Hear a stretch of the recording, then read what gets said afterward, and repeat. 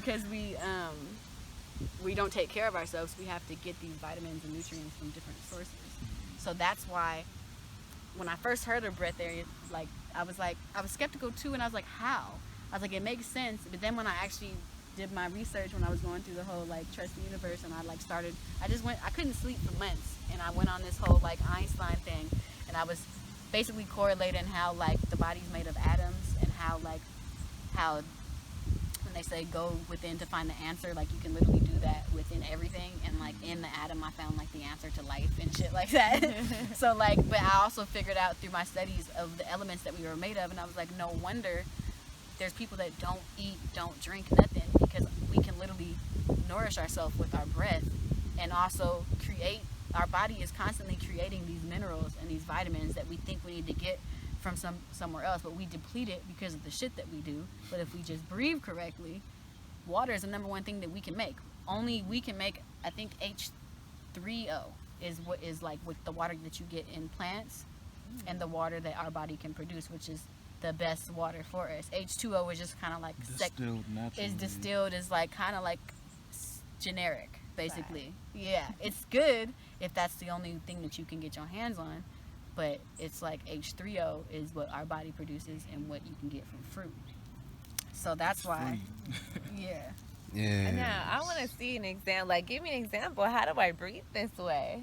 There's so many different techniques, and girl, I'm just at the beginning. They have breath of fire, which is the one that you would want to use if you want to give yourself energy. Yeah. And it's basically breathing rapidly through your nose. And then they have bandhas, which are locks. So you have in each chakra, you kind of have different locks. So you have your root lock, which is just kind of clenching your pelvis.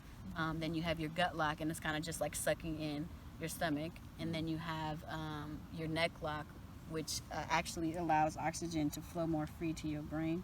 So you put your head down like this, as close to your chin to your chest. And then you have your tongue lock, which is basically the lock you should always have whenever you inhale.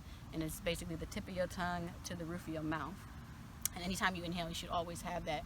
And I don't know if you heard of yogis and stuff, but they actually have a hole in the roof of their mouth from doing that so much. And they can actually pull the DMT from their pineal gland through the roof of their mouth and taste it after doing it for someone, because that's the whole point of putting it there, is to basically get the DMT from your pineal gland, so that you can basically be more in a meditative stance or whatnot. And then you have the third eye lock, which is basically looking up at your third eye, so your eyes kind of are going to be rolling. Yes, look, I would first of all like to have you introduce yourself, you know what I mean? It's really quick. Yes, you know I'm what all I rolling mean? a blunt on camera. Just so the audience can get it's all good. This is real as it gets, bro. Yes. Hello, I'm Leah. Who am I? God. No, I'm just kidding. She makes up. For real. Yes. Yeah. Well, it's really a blessing to have met you today. I know my people in Africa, they're gonna really appreciate this. Shout outs to my people in Ghana, Kenya, Cameroon, Rwanda. I flex with y'all. Yes. Really, the question I wanted to ask you today is really straight to the point. If you wanted to break that down to somebody in Africa that might not understand, but you just want them to get something out of all of this that they could just connect with, and it could help them in their ascension journey, what is it you're going to tell them? Breathwork or anything with ascension? With breathing, I would say the most important thing, because it can seem complicated, but I think the most important thing is to become more conscious of your breathing. We do so much breathing unconsciously, and we don't realize how shallow it is. I'm a very shallow breather, and it could be because I smoke a lot of weed too, but it's also because I'm just not conscious of it. So I've noticed now that I've been aware of what breathwork is, if I notice that I'm breathing shallow, then I'll just take a deep breath.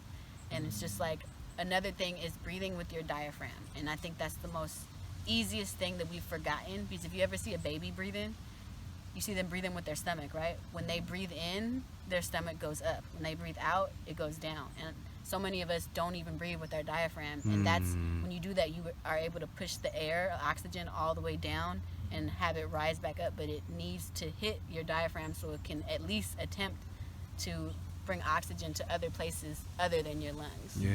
And I think that would be key steps to just being a more conscious breather is what I call it. It's just they say say the slower the breath, the better. So if you can have slower breaths where you're timing, you know, where you're like inhaling for like 10 seconds and then holding at the top for 4 and then exhaling for 10 seconds, like just more like being conscious. And that's how you get into meditation, is like focusing on your breath and all of that. So I would say to start with just being like a more conscious breather, and that will allow you to like sit with yourself and all of that. Change how you respond to things. Yeah, everything changes. Yeah. Before you do anything, they say just take a deep breath. Like before you eat, like there's certain, with breath work too, there's certain exercises you can do, which I haven't learned yet, that if you're hungry, they say to do it, and then you be like, damn, I'm not even hungry no more, because it's just like, oh, I knew what exercise to do, what organs needed what in that moment. And then they have like breathing exercises for energy, or like for sleeping or going to sleep, like, or exercising. They have emotional breath work is huge for like releasing emotion. There's a lot of it that's really, really, really uncomfortable because we're not used to breathing in these patterns, and when you do it, you start feeling a lot of emotions come up, and it's like can get really intense. But they call it like emotional fitness, and stuff of that nature. So for people who might be skeptical about indulging into this knowledge, what is your encouragement? Because you've been through the whole process, you know, of probably, I mean, your own journey. You know, I don't know whether you've had to experience, like before you got to this knowledge, did you have to go through the contemplation of, is this the right knowledge for me to indulge myself into? Yeah, see, I would say that always do your research. Like, don't take anything I say, or anybody for that matter, for like word, because everyone is living in their own perspective and their own reality. So understand that most of the time when people are telling you stuff, they are most likely telling you their story at the end of the day. So it's like, if you resonate with that story and something in it resonates within you, because we're all one, so it's like a lot of people will and some people won't, because they might be on the same journey but on the opposite side of it, you know. So they're not going to really align with what I'm saying. And it's just to recognize that, trust yourself more than anything. I think if you're going to trust anybody, trust your damn self. Because most people don't. They're so busy looking for like a mentor, or like someone to, and it's cool to be inspired, you know, but like don't be so inspired by somebody that you forget that. That goes back to what you were saying earlier when we were at the restaurant. It goes back to the self, Because you don't, like, I did that before, speaking from personal experience, where I placed someone on the pedestal, that I started to doubt myself. Because you start comparing and you're like, well, I don't think like them, or I'm not like them, and it's just like, you were never meant to be like them. Like, God made us all uniquely ourselves for a reason, and it's like society has us thinking that there's one way to be, but it's like, no, if that was the case, we would all be made in one way, and we're not. Same shape and everything. Right, that's nature's way of telling you, hello, like, you came here to be different. Just like fruit, I always use that as a good analogy. It's like, you have peaches trees and you have fucking mango trees. Are both of them good? Yeah. Are they different? Yeah. But they're both good in their own respect, you know. Like, someone might enjoy a mango more than a peach, but does that mean that you're any less of a peach? No. You're still a badass got that peach. peach on you. Got them peaches. So I just feel like it's good to like be knowledgeable about stuff, but I feel like whenever you get new information, do research, and not even just on the internet. I mean research within yourself. I feel like research is like, you think about the word I feel like it's because you're only rediscovering what you already know. And this is me, like, I just started doing like intuitive guidance coaching and stuff like on Instagram. I literally just posted my link, because my thing is, anybody that I like guide, I want them to know that like I'm not teaching you anything that you don't already know. Like, I'm just reminding you. I'm literally holding a mirror up, because I don't want people to give me credit that I don't need. Like, I didn't do anything but remind you, you know, like I activated the thing that was already within you, you know, and that's it. So that's so crucial to me, because I think people, once they realize that, then they can really